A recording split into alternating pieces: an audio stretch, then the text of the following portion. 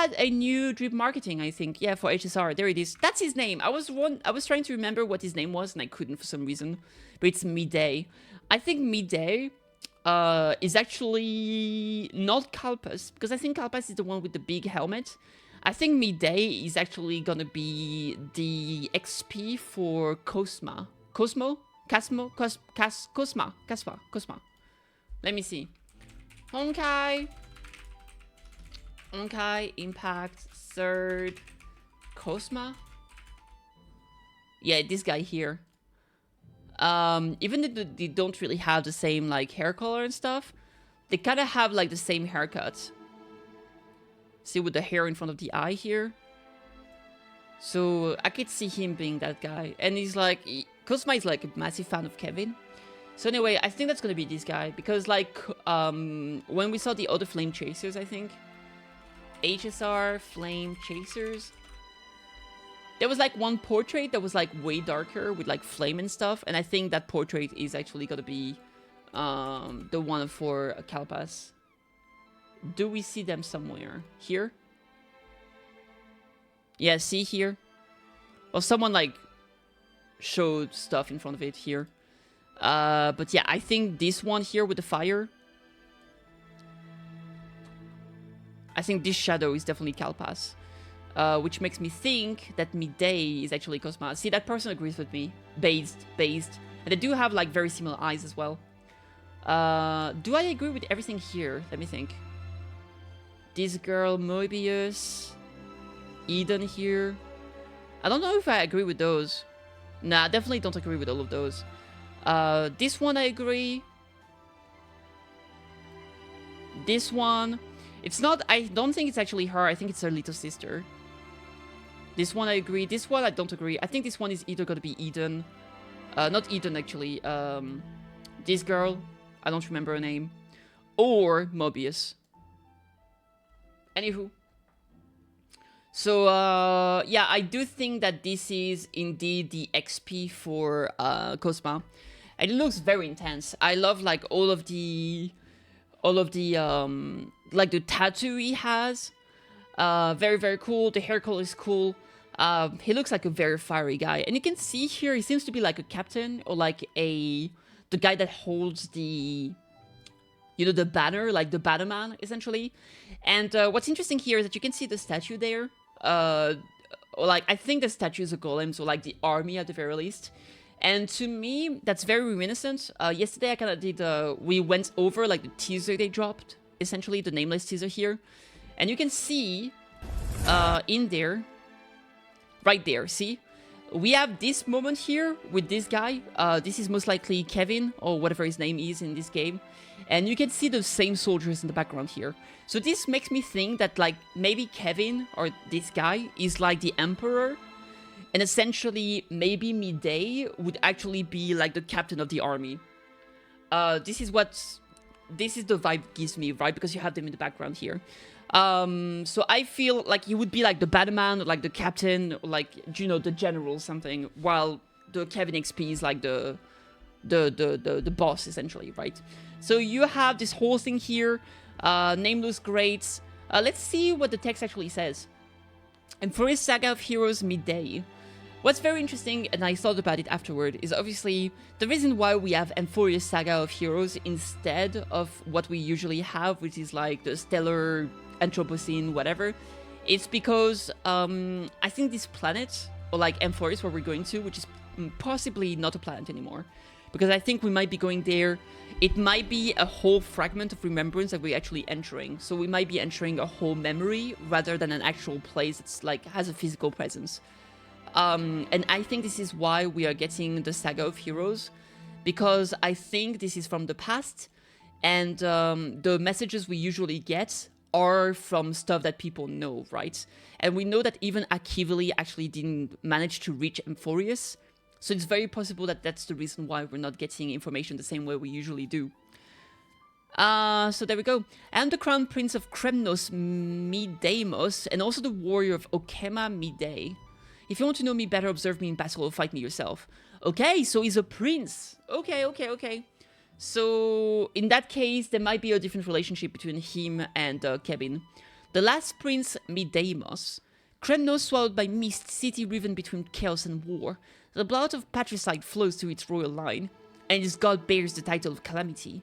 The undying Mydei, the lion apart from the rest, O Chrysos heir that seeks the core flame of strife. You must suffer 1,000 deaths, be bathed in blood on the path home, and bear the madness of fate alone. For one must slay a god to become one. Iron hosts pound across the wilderness for the campaign, and must eventually soak in the blood of their homeland. Jesus, okay, that's intense. Affiliated city, Castrum Kremnos. The divine authority, the Lens of Fury, Nikador. Very interesting. So, its authority is the Lens of Fury, Nikador. He is trying to get the core flame of strife. Very interesting. If we compare with the rest, I would check Tribes here, right? City is Janisopolis, Okema. The divine authority is the Gate of Infinity. Janus, the Gate of Infinity. And they're looking for... We stole the Passage's core flame. So the core flame of Passage, maybe the core flame of Infinity, the core flame of Space, I would assume. So very interesting. We do get those big concepts, which are the same that were dropped in this trailer here. Toward here at the end, you see a lot of the text right there, right? Like Time, Sky, Var, Circes, Death, Space, Law, Earth. And one of them was Strife as well. Strife right there. So those are probably gonna be the different core flames, right? And he's the one that's trying to get the core flame of Strife. So Mydei is very interesting stuff. Also, the other thing that's interesting to me, and I didn't really talk about it last time, is that here we see the Stellar Crew, right? The Stellar Express. And here, obviously, I was mentioning how this was a transition from the female MC into male MC. But someone mentioned that this is not actually male MC, this is Kevin, right?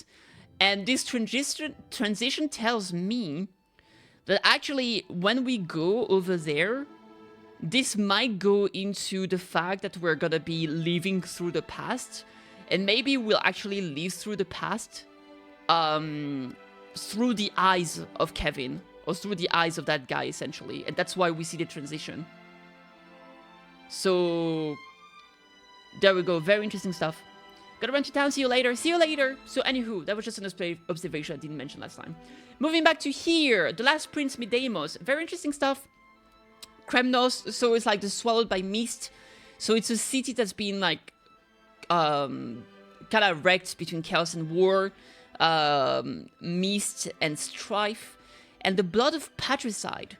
So the question is, did he himself kill his father, or is it just something that's been running through their bloodline because in the past maybe there was a patricide? So maybe like father, grandfather, something like that. Very interesting. We can see here like he's standing in like water that seems to be very red, so that could be like the manifestation of like the blood, the patricide, all of that. Very interesting stuff. And I think it looks absolutely awesome. That said, I'm not super into his design, if I'm gonna be honest. It's nice to see, like, a very, you know, strong boy. He seems to be very muscular as well. But, like, I don't know if I really like the outfit. He does really he really resembles Gilgamesh here. Holy crap. Especially with, like, the eyeshadow thing he has going on here. But yeah, like, the armored legs, I don't know. It's not really my type of design. So if it came to design alone, like a big buff dude in armor is not really for me, I guess. But I can definitely see the appeal, and he does look pretty handsome, I suppose. So in terms of what he actually is, he's imaginary destruction.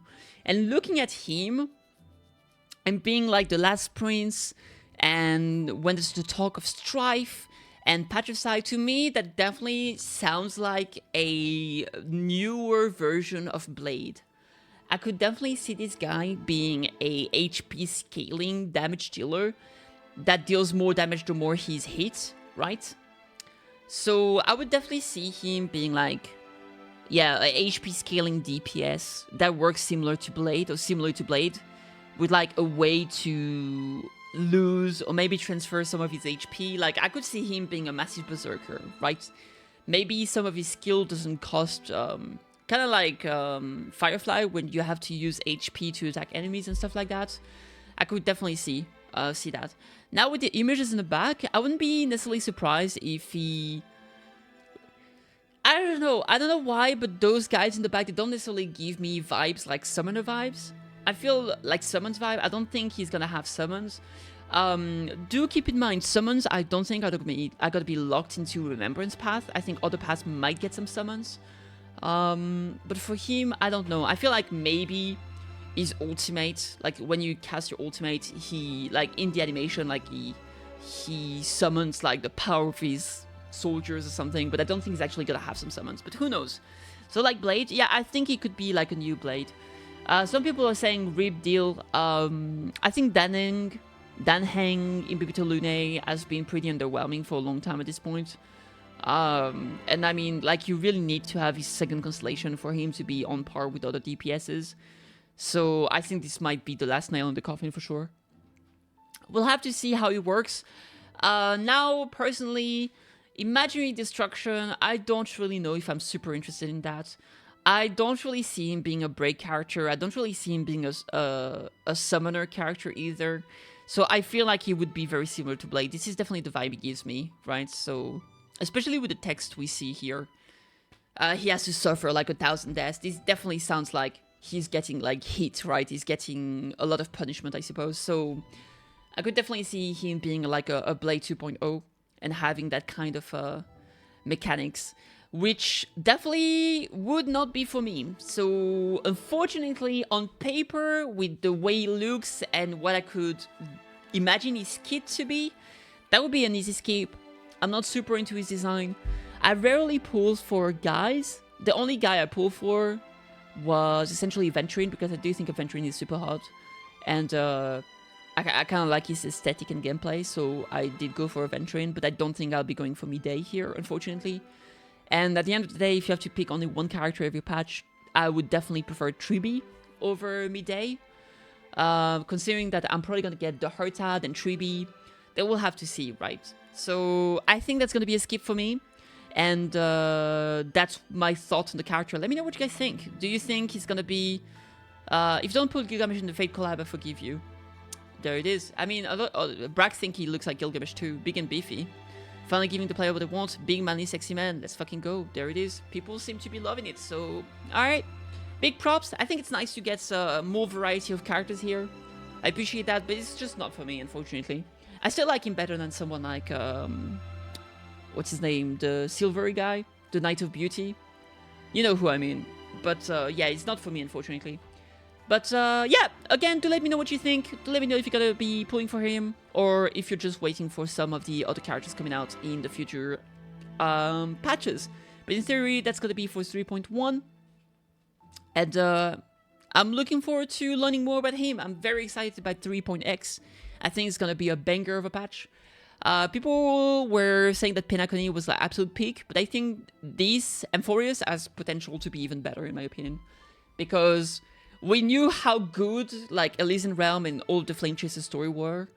And I think, unless they really fumble hard, I think this is gonna hit in the feels. So, yeah, that's it for me. Anyway, cheers!